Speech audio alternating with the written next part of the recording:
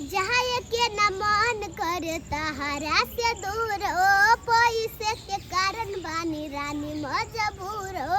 जाए के न मन करे तहरा से दूर हो, पैसे के कारण बानी रानी मजबूर हो।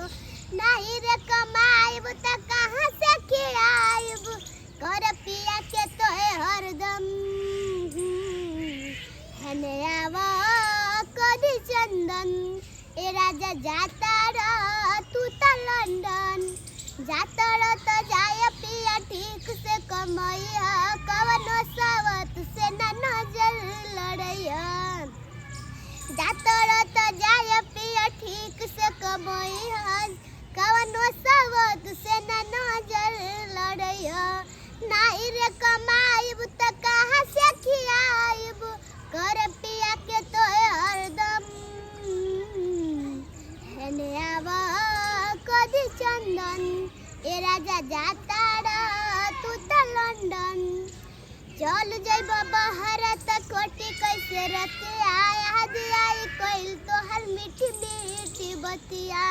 ये तो दुख धनी हमके सतावता, कथी करी अब कुछ समझ ना आवता। जनी मान बतिया के तू तो जिदी ना करब फोन तो हरदम हने आवा कदी चंदन। ए राजा जाता रह तू तो लंदन, चल जइब बाहर त कोटी कैसे रतिया, याद आई कइल तोहर मीठी मीठी बतिया।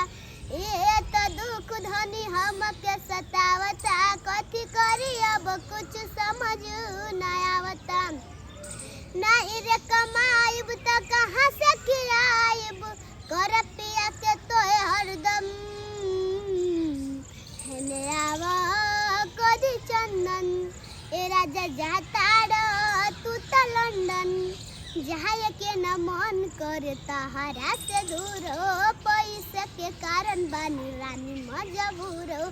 नहीं रे कमाइब त कहाँ से खियाइब, कर पिया के तो हरदम हने आवा कदी चंदन। ए राजा जाता रह तू तो लंदन।